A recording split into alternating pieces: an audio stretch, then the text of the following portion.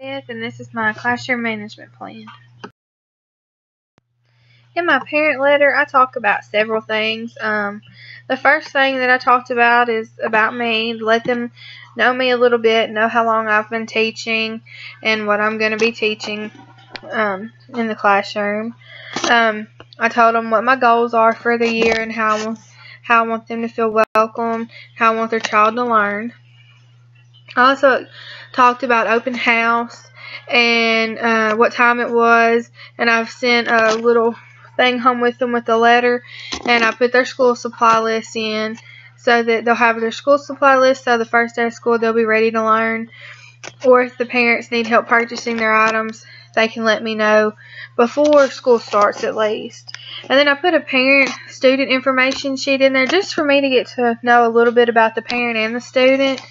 And then I let the parent know that I was very excited about working with them and their child.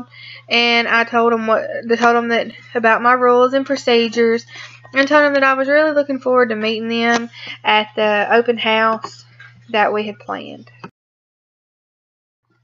My mission statement is very important to me. I feel that it's not only about the students, it's about me as a person or a teacher. And I'm just going to talk about a few things. I stated in here that I was going to be an encourager, supporter, and advisor just because I had a teacher that influenced me to become a teacher, and she was all three of those things to me, and I want to be that for a student. And then I talked about the students creating their rules and the consequences, and then talking about me being the best teacher that I can be and providing my students with the very best opportunity to learn so that they were given that chance. And then I want my parents to be able to help their child in any way, and I want to be able to provide them assistance in that way. And I want my class to work together so that we can mesh and stay on task, and that way we can do things together as a class and explore things that in most classes that don't behave wouldn't get to. I only have 5 rules, and these 5 rules are going to be implemented throughout the year. I'm going to start with the first day of school, and then we may add a few for the students, so that they feel important too. But these are the ones that I really think are really going to make my classroom run well. And I say follow directions. They need to listen to everything that I say and do what I say when it comes to assignments and that sort of thing. I want every student to be respectful to everybody, their property, and their space, because some students don't want people in their space and they don't want people touching their property. I feel that every student needs to have pencil, pen, or paper and their textbook in class at all times. I feel that if there's a problem at home and the students aren't able to turn in their assignments, that they'll come talk to me and we can work something out. And then I want them to be able to listen to each other while another student is talking. I don't want the student to be interrupted while they're talking, or even me. I don't want to have to listen to the side chit-chat while I'm trying to help a student or help teach a lesson. I have 6 consequences. The first consequence, when I notice they're doing something wrong, I'll give them a verbal warning. And the second one, the students are going to come up with their type of punishment or consequence to their action, to their behavior. So that's going to be what I'm going to do the second time. If I have to do it again the third time, me and the child will meet and we will talk about what he or she is doing wrong. We may come up with a signal so that I can remind the student that you're not on task and that you need to work a little harder at getting that way.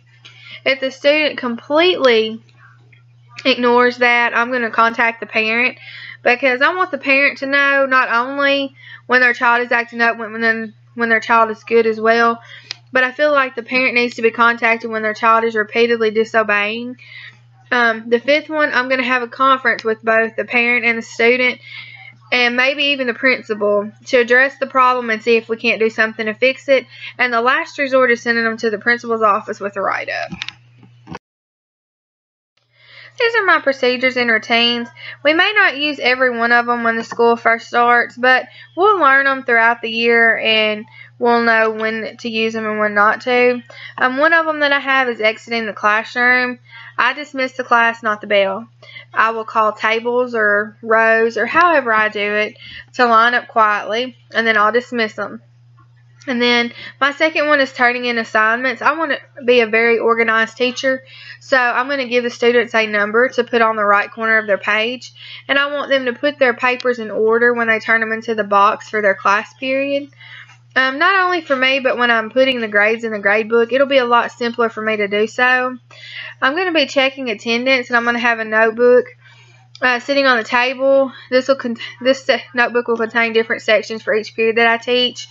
Each student will sign in or initial by their name. I feel that if the student signs in when they come in the door, it'll save me a lot of time, and then after I get them started on their bell work, I can go back and check in and send the attendance to the office or whatever the school requires. When we're changing classes, I want to stop class 5 minutes before the bell rings, and I want them to clean up everything except a pencil. And then I'm going to do some form of assessment to see if they what they learned, when they needed to learn, that sort of thing in the classroom. As soon as the bell rings, I want the students to get to work. So this is my next one. I want them students to, I'll have everything on the board, and the students just need to get to work with that assignment or bell work or whatever's on the board for them to do. The students will get their material out as soon as they sit down. When the tardy bell rings, they should be working. If the student needs help with an assignment or needs another assignment, they can come to me, or I'll have it posted on the board for them to do. And if they've completed that, then we'll talk and find something out for them to do. My parent-student-teacher contract is very straight and to the point. I'm going to start with the student first, and I've got 10 things listed, and I want the student to do their very best. So I want the student to remember to do their very best, to respect others, to obey the rules and the school rules, not to steal or break other people's properties. Come to school ready and prepared to work.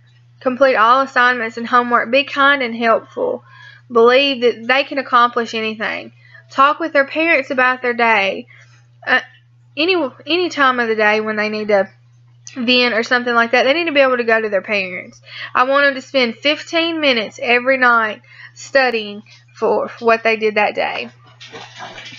The next thing I have is the parents, and I want the parents to know that they have a handle on their child's learning. Not only the child's not only responsible, but the parent's responsible too. I want the parents and the children both to show respect to the teachers and school, even to their child. I wanted to be supportive. I wanted them to attend all the parent-teacher conferences. I wanted them to talk to their child daily about what's going on. Help them if they can, and if they can't, contact me and let me be able to help them too. Support the school, whether it's the discipline, the school district. Make sure your child does their homework. Help provide that child with assistance on projects and homework. Make contact with the teacher if you're not sure about what your child needs to be doing. And then my contract that I will sign along with these other two is I will show respect for students and their family. I will use time efficiently. I will provide a safe and calm learning environment. I will provide assistance. I will help their child to the full potential. I will provide appropriate work and activities for the class. I will enforce all rules with fairness and consistency. I will provide students and parents with clear expectations, progress, and evaluations. I want to make learning fun by using appropriate learning activities. I want to be professional and have a positive attitude. I want the parents and the students to feel that I'm not there for a paycheck. I'm there to make sure that their child is taken care of educationally. Okay, I have 4 classroom signals. The first one is I need help. And we're going to talk about how they're going to do that. And I'm going to give each student an index card with a red dot. And when the student needs help, he or she will put that on their desk where I can see it so that I can come and make sure as I'm walking around to see if they need help or what's going on with them and if they're understanding and that kind of stuff. The next one is the restroom. I'm going to allow the students to be responsible. I'm going to give them 2 hall passes a year, and that way they can go to the bathroom on their own. And if it's an emergency, I'll let them go. I'm not going to tell a child they can't go to the bathroom. Now, if I find out they're playing in the hallways and that sort of thing, I won't let them go. But I want the student to walk to the clipboard, and after the student gives me the thumbs up, I'll let them know if they can go to the bathroom. I'll either give them a thumbs up or a thumb down. After they sign out, they're going to go to the bathroom and come back, but they're going to do it in an efficient manner. And then the third one is quiet in the class. I'm going to stand in front of the class and give them a 1, 2, 3. And at 1, everybody should be getting quiet. At 2, everyone is quiet. And at 3, all students are looking at me and ready to learn. My last one is time to go. I will clap my hands 10 minutes before the bell rings, and then the students will clean up everything but a pencil. Each student will fill out an exit slip to turn in as they leave the class. Okay, I have 2 different kinds of reward systems. I have one as a class and one as an individual. The one as a class is called Class Dojo Points, and I'll have a container somewhere in the classroom for each period. And what I'll do is that when I place a ticket in the box, it'll be worth 5 points. And each class gets an opportunity. It starts at 500 and goes to 10,000. The 500 points are free time. Maybe 10, 15 minutes.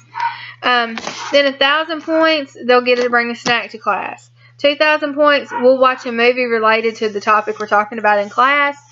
3,000 points, we're going on a virtual tour, which I'm going to do that anyway, but we'll just pick an interesting virtual tour to do just out of the blue. 4,000 points, we'll have class outside if the weather's nice.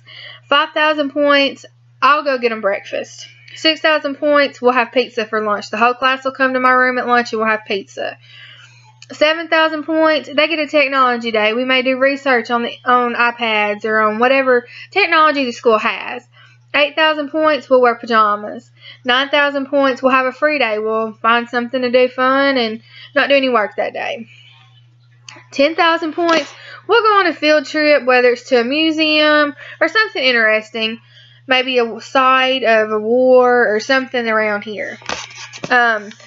My next one is individual awards. I'm going to give it's going to be, looks like a scratch-off ticket. It's going to say scratch your luck. And the students are going to just, if they'll get them at random. I'm not going to do it to every day or every time they do something good, because I don't want them to feel like, oh, well, if I do good, I'm going to get a reward today. I want them to show me that they deserve a reward.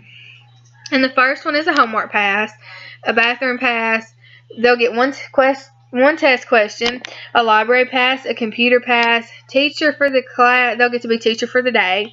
They get to sit at my desk. They have a free class period, and I'll give a couple just different things so that they get a reward out of their behavior. In the classroom, I'm going to teach different behavior or action differently just because I'll know more about the student. But I have 3 scenarios here, and I'm going to talk about each one. The first scenario is about John, who never gets his work done, and he never gets to have any free time like the other kids. I'm going to make adjustments so that John gets to have that free time, because every child deserves that free time, and he may be struggling, and he may just need a little extra help, and I can do that by adjusting it and letting him know that he needs to get free time too, because if he gets frustrated, he's just going to shut down and he's not going to learn anything. The second scenario is about Joe, and I want him, he's attention seeking. He wants to holler out in front of the class and get everybody's attention, and I would want to talk to Joe, just me and him. I'm not going to call him out in front of the class because I don't want to hurt his feelings or cause a problem. And I'm going to talk to Joe, and I'm going to remind him of our rules and consequences that we created. And then I'm going to give him a verbal warning after that.